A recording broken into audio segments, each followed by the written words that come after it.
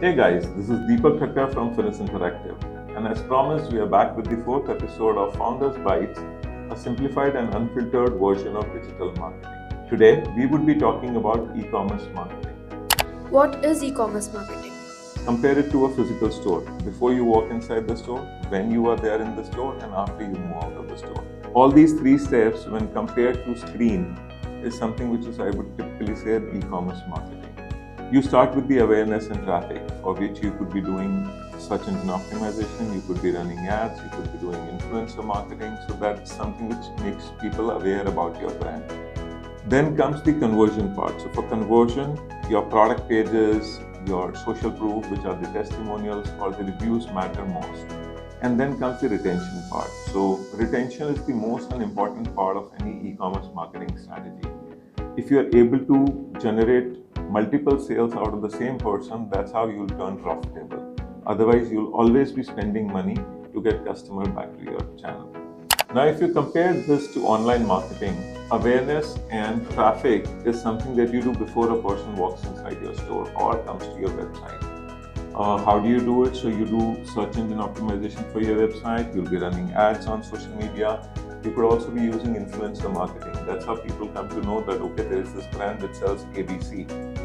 Now, that's before a person walks inside your store. Now, when a person enters into your store, that's your e-commerce store, or even if your marketplace you're talking about, then you are looking at the product pages. How well have you defined them? Does it cover social proof of other people buying it and enjoying your product? Does it have reviews which tells the person what is the actual feedback of the product from the people who have bought in and are using it? That becomes the second layer. Third is, how do you make them come back to you again and again? So that's when a person has left the store, he's bought, he's gone out of the store. Now, how do you bring him back? Repeat purchase is the only way you make money in e-commerce marketing. Most beginners in the e-commerce marketing only think about phase one, wherein you are talking about awareness and reach. But people do not focus on the second and the third tier. That is equally important. That's why all e-commerce stores are not profitable.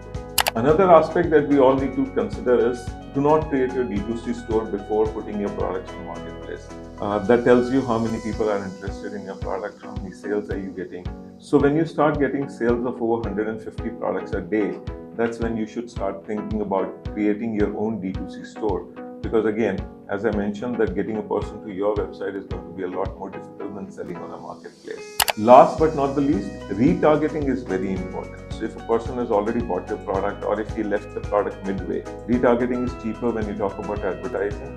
Retargeting to people who have added it to their cart and left out, or people who have bought and they are not coming back to your site, address them. So that's an easier conversion that you will get vis-a-vis a new person that you would want to come and transact on your website. And how is AEO impacting change in e-commerce marketing? Answer engine optimization is majorly changing the entire landscape for e-commerce marketing.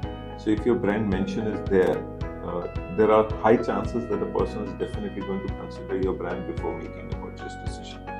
Second, if you start advertising with the keywords related to your products, your brand will feature at least on the Google SERP page above AI overview. A person will not make a purchase decision without visiting your website or checking you out on marketplace. So that is the change that answer engine optimization and AI overview has brought around to the e-commerce market. How is AEO impacting the change in e-commerce marketing? Answer engine optimization is wherein a person goes to ChatGPT, Gemini and asks, for example, best mobile under 80,000 rupees.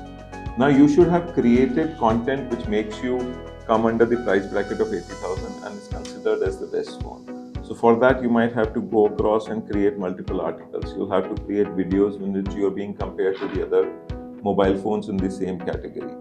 Now, if you are not coming in the brand mention and still if you want to be considered before a person makes a purchase, then another way could be to put up your ads over there. On at least Google page before the AI overview, your ad will appear, and that's how you'll get into the purchase decision again. Why do brands get traffic but still struggle with sales? See, when you get traffic and if you're not converting it to sales, it's not a traffic problem, it's more of a conversion problem. An average e-commerce conversion rate is somewhere between 1 to 3%. So as is 97 people coming onto your website are not going to buy.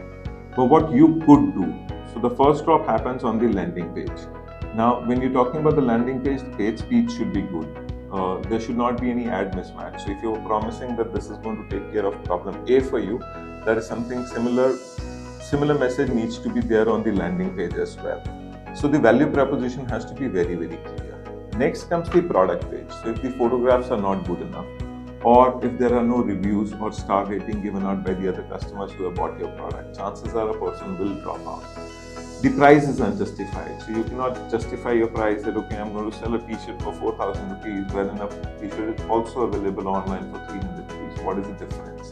That needs to be very, very clearly told to the customer why our product is costing ABC. The third drop happens on the cart page. So if I'm going to add on a shipping cost to it, if I'm not going to show the return policy, if I'm going to force a person to create a complete account with me wherein I need 100 details from them, chances are a person will drop out. So guest checkout is another way that you could convert a customer fastly.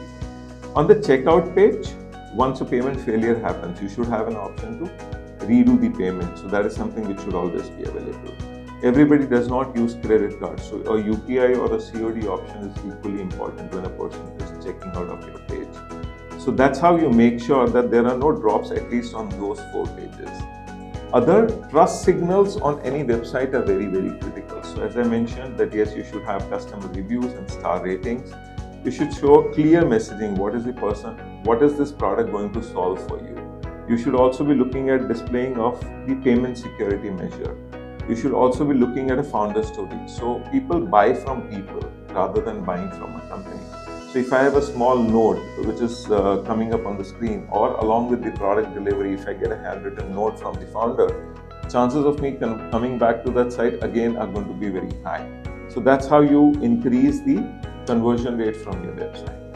Another important aspect that you should always be considering is conversion rate optimization, which generally nobody talks about. Rather than theoretically talking about it, if I get to see 30 minutes of recording on which people are coming to my website and dropping off at multiple places, I can actually see where the drop-off is happening, where are customers struggling on my website. So those then become my primary areas of improving the conversion rate for my website. So CRO is very important. You could install something like Microsoft Clarity or Hotjar to do this analysis for you. This is very important. What's one small change that can immediately improve conversions? If I have to define one point, I would say delivery timeline is very, very important. And that's something which is very evident from the quick commerce growth that we have seen in the country. People have lost patience. They are not interested in waiting for 2 to 3 days for the delivery. But still, if you are going to mention the delivery timelines on your website, that if you're ordering now, your order will be delivered by an XYZ date, then you have a higher chances of conversion rather than just vaguely mention that the product will be delivered or dispatched in the next 2 to 3 days' time. According to you, what does a good abundant cart strategy looks like? First, you need to go back to them on a regular interval. It should not be too many or it should not be too less. So that's to make sure that they come back to your website. How do you do that? So you could show them urgency that you only have 3 products left for it. Second could be that you can give them an incentive coupon. So you could say that, okay, you left this product, we miss you, why don't you come back and complete your purchase and we'll give you a 5 to 10% discount. That's how you convert the abundant cart customers into real customers for you. The brands that dominate e-commerce markets don't have better products. They have better systems, better funnels, better follow-ups, and better relationship with their customers. All these systems are learnable. Another important aspect about e-commerce would be installing an AI chatbot on your website. It helps you in many ways. So one, it helps you as a 24/7 customer support. So you don't need to employ people for that. Second, it answers all your personalized questions related to a product. So it helps you in product recommendation. Then it also helps you in reducing the cart abandonment. Plus, it also increases the operational efficiency by helping you track your orders and do the return of the orders if you're not happy with them. By installing AI chatbot on any website, you're going to increase the overall operational efficiency of it.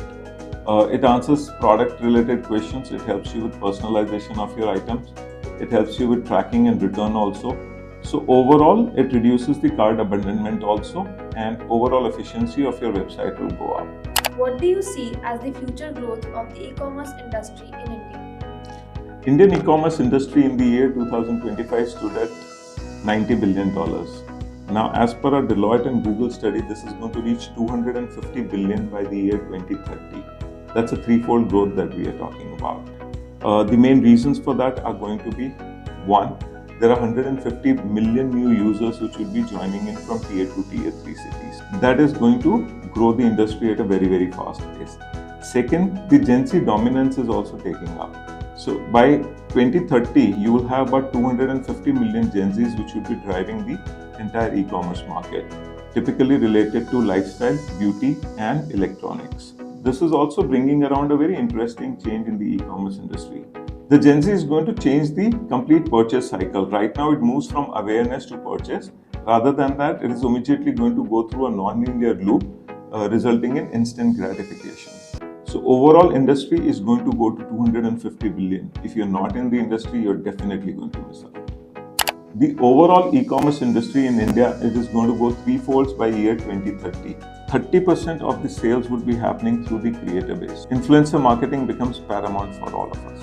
At Finessse, we have been helping a lot of e-commerce clients across markets to increase the sales and improve their funnels.